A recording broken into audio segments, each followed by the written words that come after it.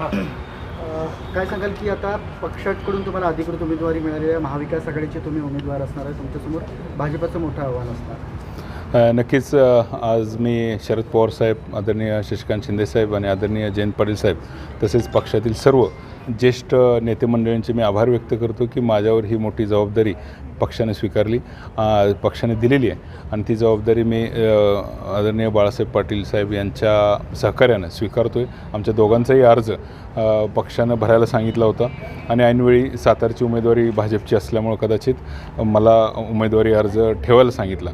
तर मी ही निवडणूक ताकदीने लढवणार आहे आणि पक्षाच्या नेत्यांनी जो माझ्यावर विश्वास टाकला आहे तो मी सार्थ ठरवण्याचा पुरेपूर प्रयत्न करणार आहे.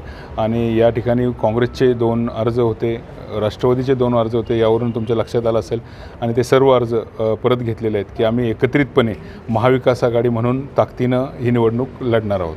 साताऱ्याच्या नाराजी नाट्यानंतर शिवसेनेने पण या ठिकाणी अर्ज दाखल केला होता. तो आता अर्ज शिवसेनेने देखील माघारी घेतलेला आहे. भाजपचे संख्याबळ पाहता तुम्हाला कितपत विश्वास? शिवसेना आणि युतीतले 2 पक्ष शिवसेना आणि राष्ट्रवादी या दोघांचंही काही संख्याबळ इथं चांगलं आहे.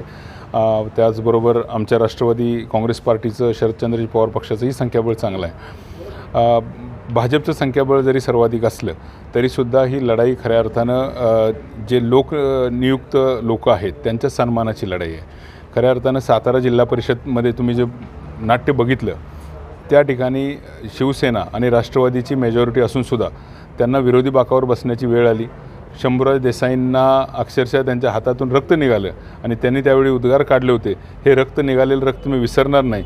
कदाचित नेते म्हणून त्यांना ते विसरायला लागू शकतं, पण कार्यकर्ते म्हणून जे लोकनियुक्त शिवसेना आणि राष्ट्रवादीचे जे लोकनियुक्त लोक आहेत, जे नगरसेवक आणि जिल्हा परिषद सदस्य आहेत, ते लोक हे घटना कधीही विसरू शकणार नाहीत.